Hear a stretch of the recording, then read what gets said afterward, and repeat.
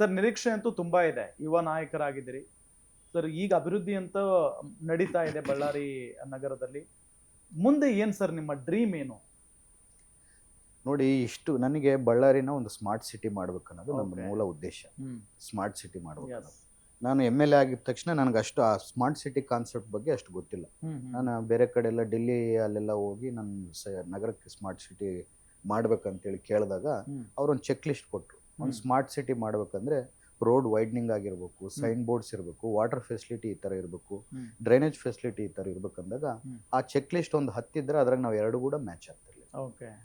ಅವು ನೋಡ್ಕೊಂಡಿದ ತಕ್ಷಣ ನನಗೆ ಏನು ಅನಿಸ್ತು, ನನ್ನ ಊರು ಇಷ್ಟು ಹಿಂದುಳಿದಿದೆ, ನಾವು ನಮ್ಮೂರಿಗೆ ಒಂದು ಸ್ಮಾರ್ಟ್ ಸಿಟಿ ಕೇಳಕ್ ಹೋದ್ರೆ ಆ ಚೆಕ್ ಲಿಸ್ಟಲ್ಲಿ ಒಂದು 10 ಪಾಯಿಂಟ್ಸ್ ಇದ್ರೆ ಅದ್ರಾಗ ಎರಡು ಕೂಡ ನನಗೆ ಮ್ಯಾಚ್ ಆಗ್ತಾ ಇಲ್ಲ ಅಂತೇಳಿ ನಾವು ಬಳ್ಳಾರಿಗೆ ಬಂದು ನಾವೆಲ್ಲ ರೋಡ್ ವೈಡ್ನಿಂಗ್ಸ್ ಆಗಿರ್ಬೋದು, ಹೊಸ ಡ್ರೈನೇಜ್ ಸಿಸ್ಟಮ್ಸ್ ಆಗಿರ್ಬೋದು, ಮತ್ತೆ ಸೈನ್ ಬೋರ್ಡ್ಸ್ ಆಗಿರ್ಬೋದು, ಹೊಸ ಏನೇನು ಯಾವ್ಯಾವ್ದು ರೀತಿಯಲ್ಲಿ ಮಾಡ್ಕೋಬೋದು, ಅದಕ್ಕೆ ಏನು ಆ ಚೆಕ್ ಲಿಸ್ಟ್ಗೆ ನಾವು ಮ್ಯಾಚ್ ಆದರೆ ಅಲ್ಲಿಂದ ಸ್ಮಾರ್ಟ್ ಸಿಟಿ ಅಂತ ನಾವು ಅನೌನ್ಸ್ ಮಾಡ್ಕೊಂಡ್ರೆ ನಾಳೆ ಬೆಳಿಗ್ಗೆ ನಮ್ದು ಕೂಡ ಒಂದು ಹುಬ್ಳಿನೋ ಬೆಳಗಾಮೋ ಆ ರೀತಿಯಲ್ಲಿ ದೊಡ್ಡ ಮಟ್ಟದಲ್ಲಿ ನಮ್ಮ ನಗರ ಕೂಡ ಬಳ್ಳಾರಿ ನಗರ ಆಗುತ್ತೆ ಅನ್ನೋದು ಒಂದು ಕನಸು. ನಾವು ನೀರು ತರೋದು ಕೂಡ ಯಾಕೆ ತರ್ತಿದ್ವಿ ತುಂಗಭದ್ರಾ ನದಿಯಿಂದ ಬಳ್ಳಾರಿಗೆ ಅಂತಂದ್ರೆ, ನೀರು ಬಂದಾಗ ಬೇಸಿಕ್ ಫೆಸಿಲಿಟೀಸ್, ನೀರು, ವಾಟರು, ಟ್ರಾನ್ಸ್ಪೋರ್ಟೇಷನ್ ಅವೆಲ್ಲ ಕ್ರಿಯೇಟ್ ಮಾಡಿಕೊಟ್ಟಾಗ ನಮಗೆ ಬೇಕಂದ್ರೆ IT ಕಂಪ್ನೀಸ್ ಆಗಿರ್ಬೋದು, ಇನ್ನೊಂದು ಕಂಪ್ನೀಸ್ ಆಗಿರ್ಬೋದು, ಅವ್ರು ಬಂದು ಇನ್ವೆಸ್ಟ್ ಮಾಡ್ತಾರೆ, ಅವ್ರು ಬಂದು ಅವ್ರು ಆ ಕಂಪ್ನಿಗಳನ್ನ ಇಲ್ಲಿ ತೆಗಿತಾರೆ. ನಮ್ಮ ಮಕ್ಕಳಿಗೆ, ನಮ್ಮ ಉತ್ತರ ಕರ್ನಾಟಕದ ಮಕ್ಕಳಿಗೆ, ನಮ್ಮ ಹೈದರಾಬಾದ್ ಕರ್ನಾಟಕದ ಮಕ್ಕಳಿಗೆ ಇಲ್ಲೇ ಜಾಬ್ ಸಿಗುತ್ತೆ. ನಮ್ಮ ಮಕ್ಕಳು ಬೆಂಗಳೂರಿಗೆ ಹೋಗಿ ನಾವ್ಯಾಕೆ ದುಡ್ಕೋಬೇಕು ಅಂತ ಬೆಂಗಳೂರಲ್ಲಿ ಇದ್ದಂಥ ಕಂಪ್ನಿಗಳೇ ನಮ್ಮ ಬಳ್ಳಾರಿಗೆ ತರಿಸ್ಕೊಂಡು ನಮ್ಮ ಮಕ್ಕಳಿಗೆ ಉದ್ಯೋಗ ಸೃಷ್ಟಿ ಮಾಡ್ಬೇಕು ಅನ್ನೋದು ಒಂದು ಕನಸು ಇಟ್ಕೊಂಡಿದೆ. Correct sir. ನೀವು ಯುವಕರಾಗಿರೋದ್ರಿಂದ ಕೇಳ್ತಾ ಇದ್ದೀನಿ, ನಿಮಗೆ ಸಮಸ್ಯೆಗಳು ಚೆನ್ನಾಗಿ ಗೊತ್ತಿರುತ್ತೆ. ನಮ್ಮ ಮಧ್ಯಮ ವರ್ಗದ ಹುಡುಗರು ಆಲ್ಮೋಸ್ಟ್ ಉತ್ತರ ಕರ್ನಾಟಕ ಆಗಿರ್ಬೋದು, ಕಲ್ಯಾಣ ಕರ್ನಾಟಕ ಭಾಗ ಆಗಿರ್ಬೋದು, ಕೆಲಸ ಅಂತ ಬಂದ್ರೆ, ಉದ್ಯೋಗ ಅಂತ ಬಂದ್ರೆ ಡಿಗ್ರಿ ಮುಗಿಸಿ ಬೆಂಗಳೂರಿನಂತ ಮಹಾನಗರಗಳಿಗೆ ಹೋಗ್ಬೇಕಾದಂತ ಪರಿಸ್ಥಿತಿ, ಅಪ್ಪ ಅಮ್ಮ ಸ್ನೇಹಿತರು ಎಲ್ಲರನ್ನು ಬಿಟ್ಟು. ಸೊ ನಾವು ನನಗೆ ಈ ವಿಚಾರ ಅಂದಾಗ ನನಗೆ ಸ್ವಲ್ಪ ನಮ್ಮ ಭಾಗ ಅಂದ್ರೆ ಸ್ವಲ್ಪ ವಿಶೇಷ ಅಭಿಮಾನ. ಹೌದು. ಏನು ನಮ್ಮ ಕಲ್ಯಾಣ ಕರ್ನಾಟಕ ಭಾಗ, ಉತ್ತರ ಕರ್ನಾಟಕ ಭಾಗ ಅಂದ್ರೆ ವಿಶೇಷ ಅಭಿಮಾನ. ಯಾಕಂದ್ರೆ ಇಲ್ಲೇ ಹುಟ್ಟಿದೀನಿ, ಇದರಿಂದ ನಾವೆಲ್ಲ ಫೆಸಿಲಿಟೀಸ್ ಎಲ್ಲ ತಿಂದಿದ್ದೀವಿ. ಯಾಕಂದ್ರೆ ಇಲ್ಲಿ ಹುಟ್ಟಿದ ಮೇಲೆ ಇಲ್ಲಿಂದ ಬೆಳೆದಿದ್ದೀವಿ, ಇದಕ್ಕೆ ಅಭಿಮಾನ ತೋರಿಸಲೇಬೇಕಾಗುತ್ತೆ. ನಮ್ಮ ಮಕ್ಕಳು ನಾವೆಲ್ಲ ಬೆಂಗಳೂರಾಗ ರೋಡಲ್ಲಿ ಏನೊಂದು ಟ್ರಾಫಿಕ್ ಅಲ್ಲೋ ಇನ್ನೊಂದು ಕಡೆ ಹೋದಾಗ ನಮ್ಮ ಮಕ್ಕಳಲ್ಲಿ ಕೆಲಸ ಏನೊಂದು ಬೇರೆ ಕೆಲ್ಸಕ್ಕೆ ಹೋಗಿರ್ತಾರೆ, ಡೆಲಿವರಿ ಬಾಯ್ ಕೆಲ್ಸಕ್ಕೆ ಹೋಗಿರ್ತಾರೆ. ನಮ್ಮ ಮಕ್ಕಳು ಬಂದು ನಮ್ಮನ್ನ ಕೇಳ್ತಾರೆ, ಅಣ್ಣ ಆರಾಮಿದೆಯಾ, ನಾನಣ್ಣ ಇಂಥ ಊರಿಂದ ಬಂದಿದ್ದೀನಿ, ನಾನು ನಿಮ್ಮ ಕಡೆವನ್ ಅಂದಾಗ ನಮಗೆ ಕಣ್ಣಲ್ಲಿ ನೀರು ಬರುತ್ತೆ. ನಮ್ಮ ಮಕ್ಕಳಿಗೆ ಎಂಥ ದುಸ್ಥಿತಿ ಬಂತಲ್ಲಪ್ಪ, ಬೇರೆ ಕಡೆ ಹೋಗಿ ದುಡ್ಕೋಬೇಕು ನಮ್ಮ ಮಕ್ಕಳು.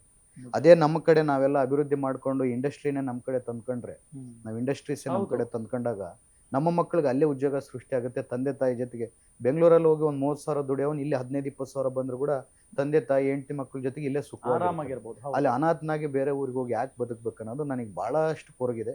ಇದಕ್ಕೆ ಆ ದೇವ್ರು ಯಾವತ್ತು ಸಹಕಾರ ಮಾಡ್ತಾನೋ ಗೊತ್ತಿಲ್ಲ. ಸಹಕಾರ ಮಾಡಿದ ದಿವಸ ನಾವು ಒಳ್ಳೊಳ್ಳೆ ಇಂಡಸ್ಟ್ರೀಸ್ ಅನ್ನು ತಗೊಂಡ್ಬಂದು ನಮ್ಮ ಮಕ್ಕಳಿಗೆ ಇಲ್ಲೇ ಉದ್ಯೋಗ ಸೃಷ್ಟಿ ಮಾಡಿಸ್ಬೇಕು ಅನ್ನೋದು ನನ್ನ ಉದ್ದೇಶ. ಸರ್, ಈಗ ಅಭಿವೃದ್ಧಿ ಅಂತೂ ನಡೀತಾ ಇದೆ. ಮುಂದಿನ ದಿನಗಳಲ್ಲಿ, ಈ ಬಾರಿ ಗೆದ್ದಾಗಿದೆ, ನಿಮ್ ಕೆಲಸ ಏನಿದೆ ಅದನ್ನ ಮಾಡ್ಕೊಂಡು ಹೋಗ್ತಾ ಇದ್ದೀರಾ. ಮುಂದಿನ ದಿನಗಳಲ್ಲಿ ಯಾಕೆ ಭರತ್ ರೆಡ್ಡಿ ಅವರನ್ನ ಈ ಭಾಗದ ಜನ ಗೆಲ್ಲಿಸ್ಬೇಕು? ನೋಡಿ, ಈಗ ನಾನು ಬಳ್ಳಾರಿಗೆ ಏನು ಮಾತನ್ನು ಕೊಟ್ಟಿದ್ನೋ ಜನತೆಗೆ, ಅಭಿವೃದ್ಧಿ ವಿಚಾರ ಆಗಿರ್ಬೋದು, ಅವರಿಗೆ ಸಿಗೋಂಥ ವಿಚಾರ ಆಗಿರ್ಬೋದು, ಸಣ್ಣ ಸಣ್ಣ ಓಣಿಗಳನ್ನ ಅಭಿವೃದ್ಧಿ ಮಾಡೋದಾಗಿರ್ಬೋದು, ಅವ್ರು ಏನು ಮಾತನ್ನು ಕೊಟ್ಟಿದ್ನೋ ಅದೇ ಮಾತಲ್ಲಿ ನಾನು ನಡ್ಕೊಂಡು ಹೋಗ್ತಿದ್ದೀನಿ. ನಾನು ಮೊನ್ನೆ ಕೂಡ ಒಂದು ಸ್ಪೀಚಲ್ಲಿ ಹೇಳ್ತಿದ್ದೆ, ನೆಕ್ಸ್ಟ್ ಎಲೆಕ್ಷನಲ್ಲಿ ನಾನು ಬಂದು ಮತ್ತೆ ನನಗೆ ಅವಕಾಶ ಕೊಡ್ರಿ, ನಾನು ಆ ಥರ ಮಾಡ್ತೀನಿ ಈ ಥರ ಮಾಡ್ತೀನಿ ಅಂತ ಹೇಳಲ್ಲ. ಬರೋ ಎಲೆಕ್ಷನ್ ನಿನ್ನ ಮುಂದೆ ಬಂದಾಗ ನಾನು ಹೇಳೋದು ಒಂದೇ, ಅಭಿವೃದ್ಧಿ ಮಾಡಿದ್ರೆ ಭರತ್ ರೆಡ್ಡಿಗೆ ಓಟ್ ಹಾಕ್ರಿ. ಅಭಿವೃದ್ಧಿ ಮಾಡಿಲ್ಲ ಭರತ್ ರೆಡ್ಡಿ, ನಮಗೆ ಭರತ್ ರೆಡ್ಡಿ ನಮ್ಮ ಕೈಗೆ ಸಿಕ್ಕಿಲ್ಲ ಅಂತಂದ್ರೆ ಭರತ್ ರೆಡ್ಡಿನ ತಿರಸ್ಕಾರ ಮಾಡಿರಿ ಅಂತಂದಾಗ ಹೆಣ್ಮಕ್ಳೆಲ್ಲ ನಗ್ತಿದ್ರು. ಇಲ್ಲಪ್ಪ, ನೀನು ಯಾವತ್ತು ಪಾಪ ಎಲ್ಲಾದ್ರೂ ಕೂಡ ಒಂದು MLA ಆಗಿರೋದಿಲ್ಲ, ಒಂದು ಸಾಮಾನ್ಯ ವ್ಯಕ್ತಿಯಾಗಿ ನಮ್ಗೆ ಎಲ್ಲಾದ್ರೂ ಸಿಕ್ತಿ, ರೋಡ್ ಮೇಲೆ ಸಿಕ್ತಿ, ಎಲ್ಲಾದ್ರೂ ಕೂಡ ಮಾತಾಡಿಸ್ತಿ, ಏನೇ ಸಮಸ್ಯೆ ಇದ್ರು ನಿನ್ನ ಕೈಯಲ್ಲೇ ಎಷ್ಟಾಗುತ್ತೋ ಸಹಾಯ ಮಾಡ್ತಿ. ನಮ್ಮ ಸಮಸ್ಯೆ ಎಲ್ಲ, ನಮ್ಮ ಮನೆಗಿದ್ದ ಸಮಸ್ಯೆ ಎಲ್ಲ ನೀನು ತೀರ್ಸಕ್ ಆಗಿರ್ಬೋದು, ನಿನ್ನ ಕೈಯಲ್ಲಿ ಎಷ್ಟು ಶಕ್ತಿ ಇರ್ತೀವೋ ಅಷ್ಟು ಸಹಾಯ ಮಾಡ್ತಿ. ಇದು ಹಿಂಗೆ ನಡ್ಕೊಂಡು ಹೋಗಪ್ಪ ಸಾಕಂತೇಳಿ ಬಹಳಷ್ಟು ಜನ ಬಡವ್ರು ನನಗೆ ಅವರು ಬೆಣ್ಣು ತಟ್ಟಿ ಮುಂದೆ ಕಳಿಸ್ತಿರ್ತಾರೆ. ಅವರೇ ನನ್ನ ಆಸ್ತಿ. ಈಗೇನು ಬಳ್ಳಾರಿಯಲ್ಲಿ ಬಡ ಜನರು, ಹೆಣ್ಮಕ್ಳು ಎಲ್ಲ, ಚಿಕ್ಕ ಮಕ್ಕಳು ಎಲ್ಲ ನೀವು ನೋಡಿರ್ಬೋದು ಎಷ್ಟು ಅಭಿಮಾನದಿಂದ ಭರತ್ ರೆಡ್ಡಿ ಅಂದ್ರೆ ಅವ್ರ ಮನೆ ಮಗನಾಗಿ ನನ್ನ ನೋಡ್ಕೊಂಡು ಪ್ರತಿ ಹುಟ್ಟಿದ ಹಬ್ಬಕ್ಕೆ ನಾನು ಅದಕ್ಕೆ ನಾವು ಪ್ರತಿ ಹುಟ್ಟಿದ ಹಬ್ಬಕ್ಕೂ 1,00,000 ಜನಕ್ಕೆ ನಾವು ಊಟ ಮಾಡಿಸ್ತೀವಿ. ಯಾಕೆ ಇಲ್ಲ, ಅನ್ನ ಸಂತರ್ಪಣೆ ಅಲ್ಲ, ಎಲ್ಲಾರನ್ನು ಕೂಡಿಸಿ ಒಂದು ನಾನ್ ವೆಜ್ ಊಟವನ್ನು ನಾವು ಮಾಡ್ತೀವಿ, ಬಾಡೂಟವನ್ನು ಮಾಡ್ತೀವಿ. ಸರ್, ಕೊನೆಯದಾಗಿ ನಿಮ್ಮ ಕ್ಷೇತ್ರದ ಮತದಾರ ಪ್ರಭುಗಳಿಗೆ ಜನನಾಯಕರಾಗಿ ಅಥವಾ ಶಾಸಕರಾಗಿ ಏನ್ ಹೇಳಕ್ಕೆ ಬಯಸ್ತೀರಿ?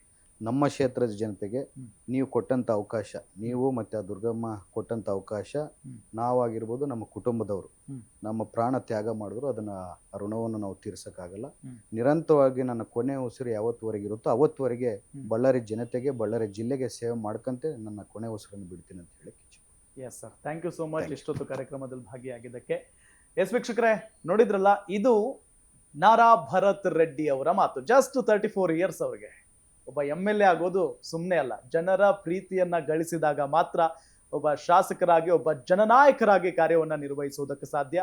ಅವರು ಈಗಾಗಲೇ ಸರ್ಕಾರದ ವತಿಯಿಂದ ಏನೆಲ್ಲ ಅನುದಾನವನ್ನ ತರಬೇಕು ಆ ಅನುದಾನವನ್ನ ತೆಗೆದುಕೊಂಡು ಬಂದು ಕೆಲಸ ಕಾರ್ಯಗಳನ್ನ ಅಭಿವೃದ್ಧಿಯನ್ನ ಮಾಡ್ತಾ ಇದ್ದಾರೆ. ಸೊ ಇದಿಷ್ಟು ಅವರ ಮಾತು. ನೋಡ್ತಾ ಇರಿ ಗ್ಯಾರಂಟಿ ನ್ಯೂಸ್, ಸುದ್ದಿ ಖಚಿತ, ನ್ಯಾಯ ನಿಶ್ಚಿತ.